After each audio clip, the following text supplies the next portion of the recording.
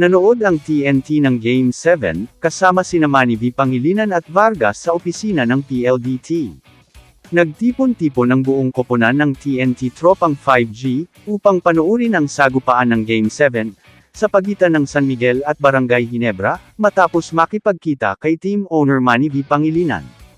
Nagrally ang San Miguel sa fourth quarter para talunin ang Ginebra, at iset up ang finals showdown sa TNT.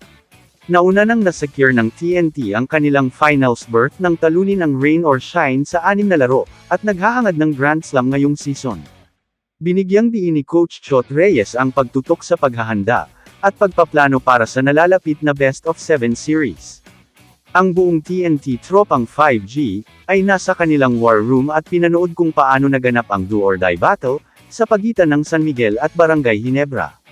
Ang mga manlalaro at coaching staff na pinamumunuan ni Chot Reyes, ay nag-courtesy call sa may-ari ng TNT na si Manny V. Pangilinan, noong Miyerkules ng gabi, pagkatapos ay nagpatuloy sa panunood sa mga personal na screen na ibinigay sa bawat isa sa kanila, ang sudden death Game 7 na paghaharap sa dalawang koponan ng SMC.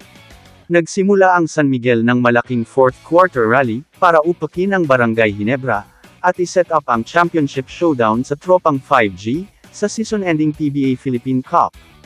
Kasama nina team manager Jojo Lastimosa, at PBA board chairman at TNT Governor Ricky Vargas, si Pangilinan at ang iba pang team sa conference room ng PLDT office sa Makati City, para sa viewing party.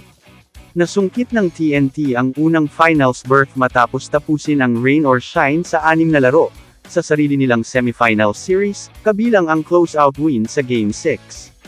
Ito ang ikatlong sunod na finals appearance sa Season 49, para sa telecommunication franchise, na inilalagay ito sa perpektong posisyon para maka-score ng unang Grand Slam ng liga, sa loob ng mahigit isang dekada.